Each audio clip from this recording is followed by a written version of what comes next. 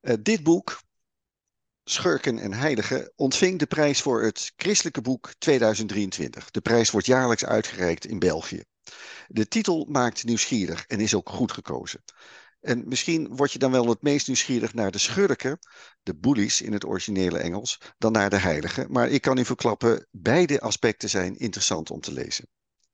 Al met al geeft het boek wat de ondertitel belooft. Een onverbloemde kijk op goed en kwaad in de geschiedenis van het christendom. Het is een leesbaar en lezenswaardig boek, voor een breed publiek geschreven en met een prettig omvangrijk notenapparaat achterin, voor wie wil weten waar al de wijsheid van de auteur vandaan komt en om eventueel meer te lezen. De auteur kan goed vertellen en hij weet de aandacht van de lezer vast te houden gedurende de bijna 300 pagina's voor zo'n 2000 jaar geschiedenis. En je krijgt echt een onverbloemde kijk op die geschiedenis. Vol geweld en hypocrisie.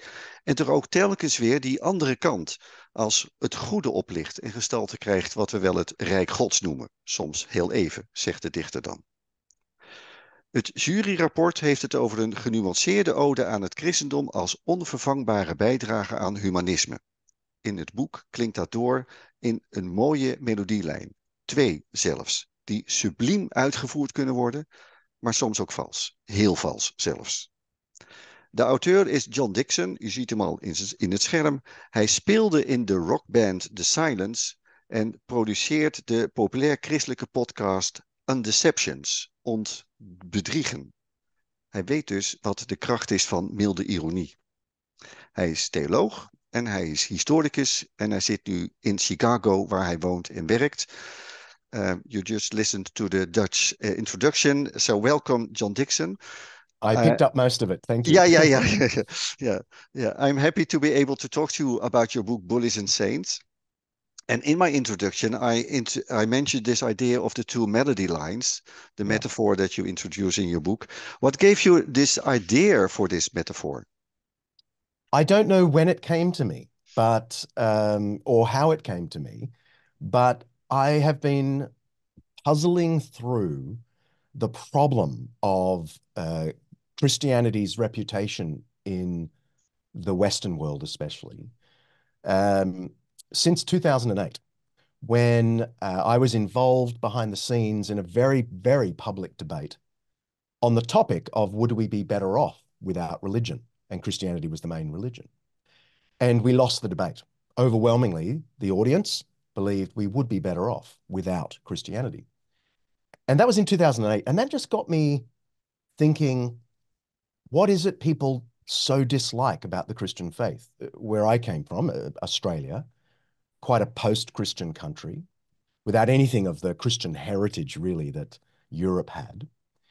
And the criticisms of the Christian faith were all things that don't sound very much like the heart of the Christian faith. And I was left with this overwhelming impression that what they disliked was the way the church abandoned its Christian faith and acted with hate and bigotry and violence. And yet every critic of the church knew that they are not the things Jesus himself stood for. So right there, I'm puzzling through the difference between people's impression of Christian behavior and people's impression of the original composition, the gospel of Jesus Christ. And in a flash, I was listening to a lot of Bach at the time, the cello suites over and over and over. I know the cello suites back to front. And the prelude at the front of the cello suites in G is sublime. And all musicologists regard it as one of the most mathematically beautiful pieces ever composed. And I just thought to myself, well, people don't dislike the original melody of Jesus, the Bach cello suite. What they dislike is all the variations, all the cacophony, the poor performance, playing it out of tune. And so at some point, I can't remember when or how, but I think my love of Bach and losing this debate coalesced in this image that Jesus Christ gave the world a remarkable melody, uh, arguably the most beautiful ethical melody ever to have been, given. And Christians have sometimes performed it beautifully, and other times, of course, not so much. And that became the through line of the book. And it allowed me to be honest about all the failings of Christians, because their failings are departures from the melody. And even our greatest critics can see that. So what are the two melodies? What are the two lines? I think the beautiful melody is the love of the enemy, the love of the other, the foreigner, the tax collector, the leper, the sinner, which Jesus didn't just teach as an arbitrary ethic. It is the plot of the gospel itself. Matthew, Mark, Luke, and John, those early gospels, they all have the same plot, that Jesus gave himself for the undeserving on a cross. And so that's the melody on the one side. The departure are all the ways Christians have hated people, have become tribalistic instead of universalistic, have become judgmental to the point of condemnation of the sinner, instead of simply discerning and exercising grace toward the sinner. And of course, pursued violence. I'm not a pacifist, I should add, not a complete pacifist, but Christians have pursued violence when they shouldn't have, like when they murdered Hypatia, the great Neoplatonic, philosopher in the early 5th century. Christians did that. We know the name of the man who led the mob to kill her, and he was the man who read the Bible in church on Sunday, and then on Monday led a mob to kill this poor pagan woman. So I probably said too much, but I think they're Yeah, well, that's love one and melody not line. Yeah, love. yeah, yeah, Love and not yeah, love. yeah, yeah. And what struck me, and well, being a church historian myself, I know that. But what strikes me is how new that was in the world Mm, when it was first proclaimed. yeah, we Jesus did forget it, not invent it, but his message was rather new and shocking.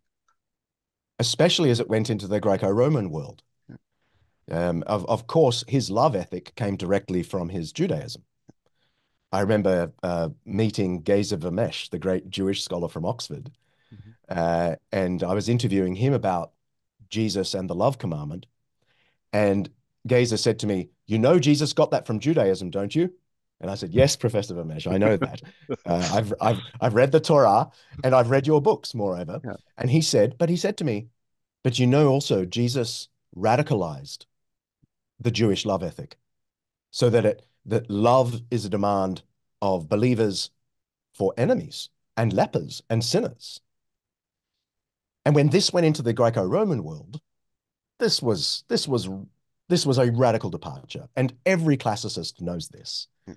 Um, we don't find the emphasis on love of the other in Greek and Roman ethics. Even the finest of the Greek ethicists, we might go from Aristotle through to, I don't know, uh, Seneca or Plutarch.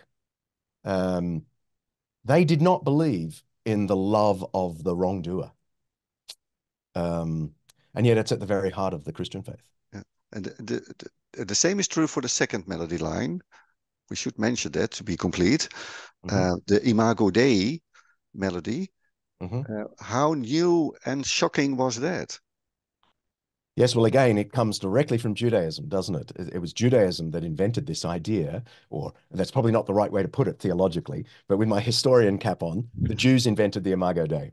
With my theologian cap on, God created humanity in his image. Yes, and of course, there were Jews in the early church in the early centuries who viewed say infanticide as equal to parricide, to the murder of your parents, um, precisely because even the infant was made in the image of God. And Christians developed this idea and took it into the world. And it took a long time, but over the centuries, they did convince the Roman world that everyone, whether the emperor or the lowest criminal or slave, was made in the image of God, and therefore in some way valuable despite their utility in society. So Aristotle had argued that, of course, someone who is deformed or dysfunctional ought to be shunned because they don't have the value of someone who has utility. And Christians said, no, no, no, no. And the great climax of this, or one fine proof of the influence of Christianity, is in the law of Constantine, where he, in Roman law, decided no longer that a criminal should be branded on the face because a human bears the image of God. He actually writes this in Roman law. Wow, this is the first time the Imago Dei enters into public law. Now, I must say, he said they should be branded on the thigh instead. If you were a criminal and you were asked, on the face or on the thigh, they would have said, please the thigh, please the thigh. So there is a mercy there that transformed our world. We take it for granted now. This egalitarian universalism that has entered into European culture and now American culture. We think the Enlightenment invented it, but the Enlightenment didn't invent it. Is there more that we take for granted, which is Yes. something of Christianity? Hospitals. The notion of a public hospital was given to us, as you well know, by Basil the Great, who in the 360s, after having a brilliant secular Greek education in Athens, star student of the Academy of Athens. One of the other students, of course, was Emperor Julian, the great apostate. But Basil had had some medical training, or was at least very interested in the advances, the Greek medicine advances. But he decided to combine that secular Greek medicine with the beautiful melody, the love of the other. And in the 360s, he developed this very large medical complex, employing doctors and nurses at church expense to care for all comers. This became such a big deal that 20 years later, we can see one started in Rome by Fabiola, the great wealthy woman and Christian convert. And within 300 years, just about every diocese in the spreading West was meant to have a hospital for all comers, free medical care. And that became the norm in the Byzantine Empire. Justinian insisted that every city must have a church, then a hospital. All of them run by the church for the good of others. So that's just another thing. We all just assume we invented the public hospital. But of course, you only need to think of, what is it? The oldest still functional hospital in the world today is in Paris, the Hôtel Dieu, the Hostel of God. It's now a completely secular institution, but it goes back to the 9th century.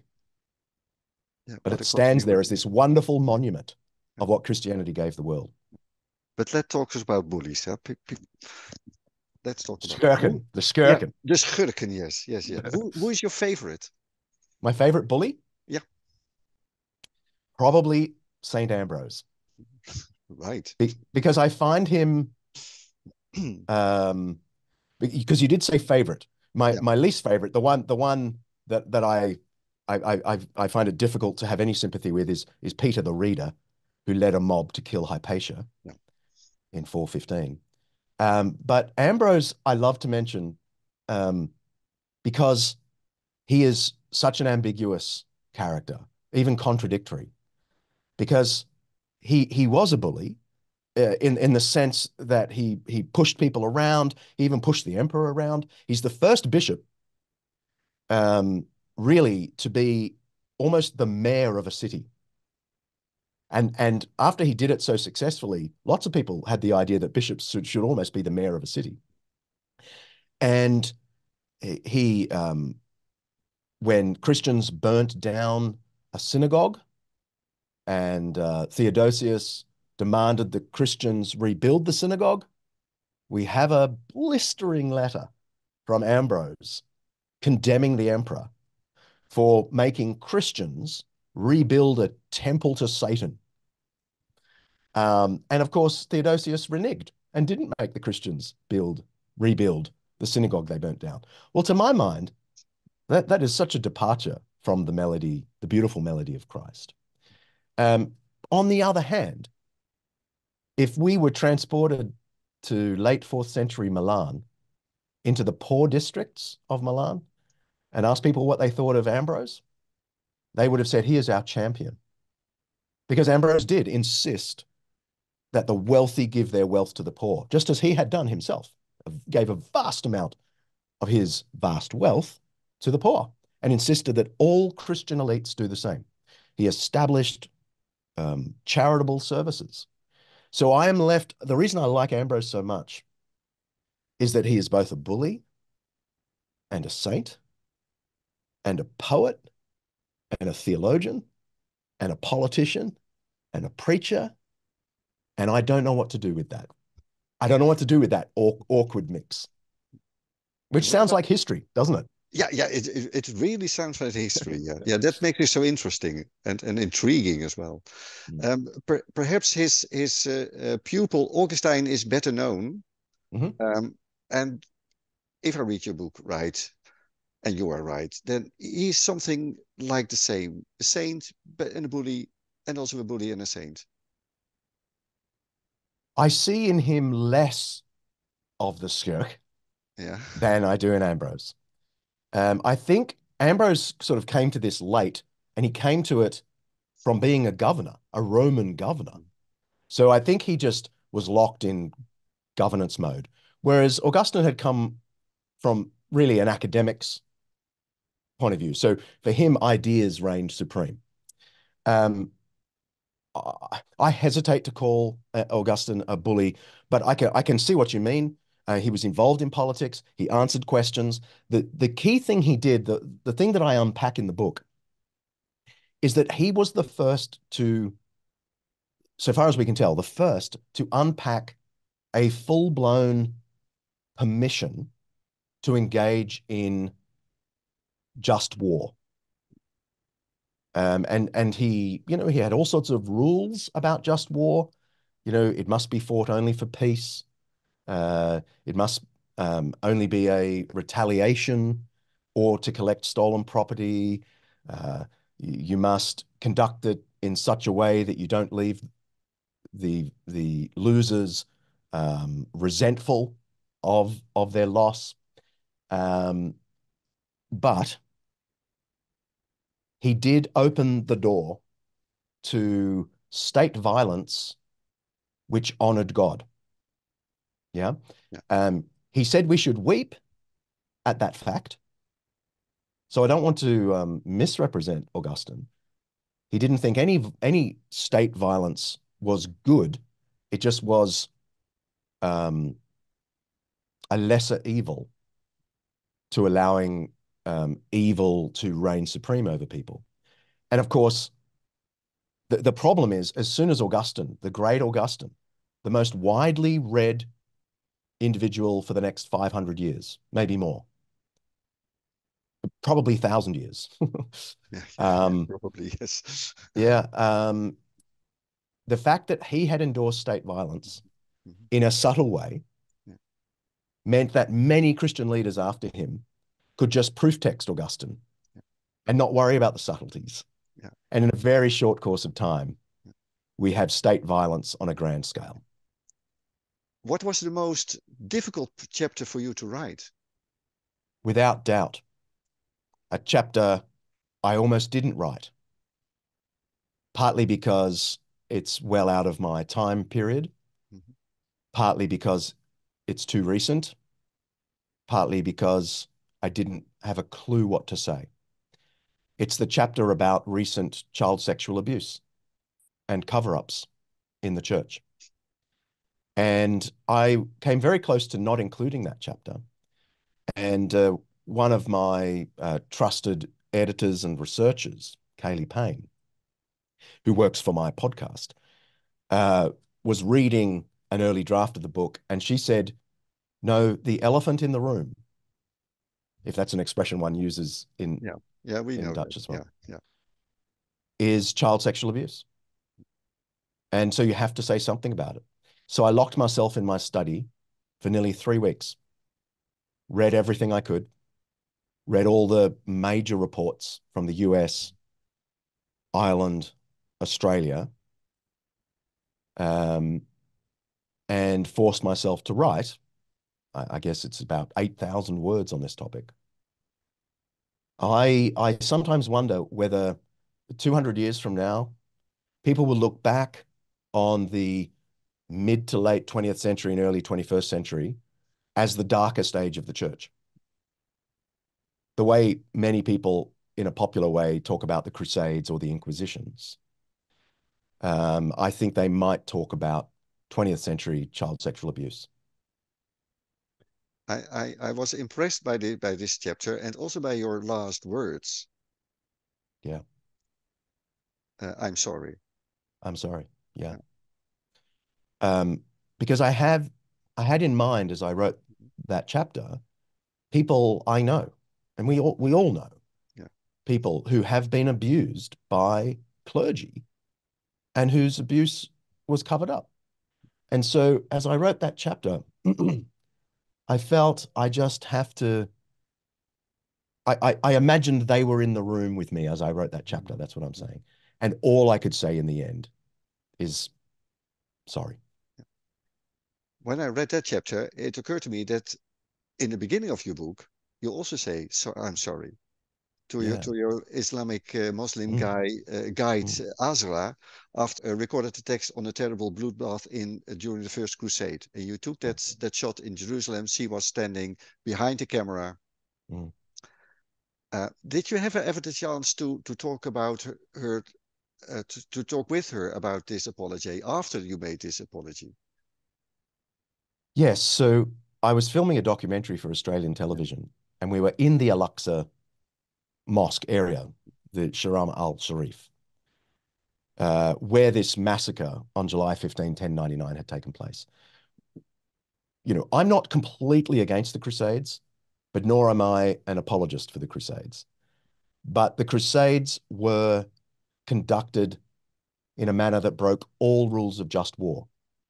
Even if one can make a just war argument for the First Crusade, that that argument is undone by the massacre of women and children that Christians were gleeful over. And so I'm telling this story to camera with Azrae right there. And she had a tear in her eye by the time I finished my lines. And I did, you're right. I said sorry. And on reflection, it's not logical that I would say sorry because I wasn't there. Like, I understand that, but it felt right at the time. What was so interesting was even though she was clearly moved by it and it dredged up a terrible feeling for a Jerusalem Muslim, she was beautiful in reply. She said, no, it's fine. It's fine. You don't have to apologize. And I was taken aback by that. I mean, we didn't delve into the details. I'm sure her account of the Crusades and the reasons for the Crusades would be very different from mine. Of course. Yeah. But we met, you know, in that moment on the platform where the bloodbath took place. Sorry was the right word. And I guess seeking a kind of unity or agreement or a friendship, she was almost accepting the apology by saying, no, no, no, it's fine. It's fine. Is that something that stayed with you writing this book? Oh yeah, All this, it is a repetitive history of bloodbath and failure and hypocrisy and violence and well, of course. what is the Um, lesson to be learned? well, there are multiple lessons. I think the lesson for those who are not Christian believers is to try and distinguish between the beautiful melody and the terrible performance. I think the lesson for Christians is to be quick to apologize, to be quick to acknowledge fault. Um, in the book, I make the recurring point that Jesus taught his disciples to admit they have a log in their eye. Yeah. Um, and this is now proverbial in English. Is it proverbial in Yeah, Dutch as yeah, well to take yeah, the log out of your own eye? yeah. Um, well, that was Jesus to his disciples, not to the Pharisees, the sort of caricature of the hypocrite. No, to his actual disciples. And so this gave me permission to examine the log in the eye of the church. Um, and it is my answer to my Christian critics, actually. I've had many Christian critics say I shouldn't have been so open about the failures of the church. That's just one of those left-wing progressive criticisms of the church. And my point is, no, it's good theology. Because Christians don't believe we are good through and through and just getting better. We believe that we've got a log in our eye and it is our duty to be open about it. And I think, honestly, that's why I felt so free to to be honest about the failings of the church, while of course not turning my back on the beautiful things Christianity gave the world. What is your favorite saint? I forgot to ask that. We're Yeah. talking about bullies. Oh, I have too many.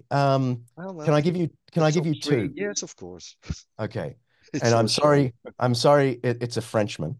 Hmm. Um, it's in the early to mid 7th century, so about 640, the greatest jewelry maker in Europe, the one who made the jewelry, the gold jewelry for all the elites and the royalty of Europe, was a man called Eligius. And he had some crisis of conscience at some point in his career where he decided to use his vast wealth to travel around northern France, going to slave sales, buying all the slaves and releasing them with a little stipend so they could go home if they wanted. And he did this over a 20-year period. He ended up becoming a priest and then a bishop. The queen herself was one of his disciples. And at his funeral, got out of her chariot and walked in the snow, sort of following his path of humility. So Eligius would be up there. And the thing I loved about Eligius is he wasn't just someone who cared for the slave and the poor. He was also a preacher, and he traveled into the more pagan regions in the northwest, which is getting very close to Holland, of Yeah. course, where those scary pagans still were a majority Mhm. in the 7th century. And he would go and preach there. And we're told from the source that was written basically upon his death, so very near contemporary, that he converted many pagans to the grace of Christ and to the ethic of freeing slaves and caring. So that's one. I know we have to be quick. I'm going to Well, sneak in. I'm going to sneak in an Englishman, if that's good okay. for you. Good for you. Yes. Alcuin of York, Right. who in the next century uh, was called the most learned man anywhere to be found. And he was just a complete nerd. Loved his books in York. Um, he was the headmaster, we might say, of the church school. Loved the liberal arts, but used to make journeys to Rome to collect more manuscripts because he couldn't get enough books. And one of those journeys, he met Charles the Great, Charlemagne, who begged Alcuin to come and help Charlemagne revive Europe educationally. And Alcuin accepted the request and came and was one of Charlemagne's key advisors and was given the job of establishing a curriculum and schools all around Europe, so that by the time he finished his work, he died in 804, I think I'm right. Um, uh, Many, many schools across the great cities of Europe had been established, all studying grammar and rhetoric and arithmetic and astronomy and music and the liberal arts. And he included uh, boys as well as girls, rich as well as poor. And there are some lovely stories of gifted poor students who came into his educational program and ended up being courtiers to Charlemagne, something that would be unthinkable. Um, so Alcuin was a deacon of the church. He never became a priest, interestingly. Um, but he was a great servant of Christ, and we have many of his prayers, some of which have made it still into liturgy today. Um, um, Cleanse the thoughts of our hearts by the inspiration of your Holy Spirit, that we may worthily magnify you. It's his prayer. And so he lifted Europe into what scholars of the medieval period call the Carolingian Renaissance. We all know about the 14th century Renaissance because we like to think that was a secular Renaissance. But actually, the great Renaissance before the Renaissance was the one in the late 8th century and early 9th century, which is really the origin of cathedral schools and universities. And we have Alcuin of York to thank for that. Would you recommend this to read this book in a group uh, of a parish, for instance?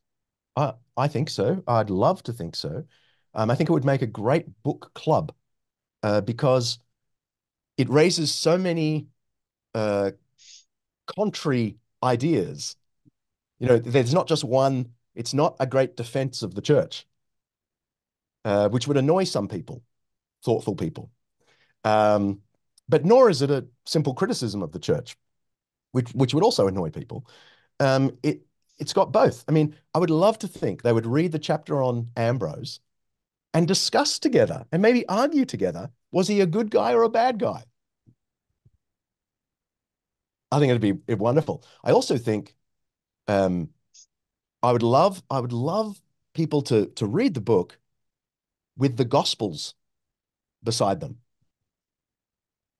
Maybe even just the Sermon on the Mount beside them, and use the gospel as the beautiful melody as you read through church history. I think that could be quite exciting. Thank you. Thank you Thank you. so much. Yeah.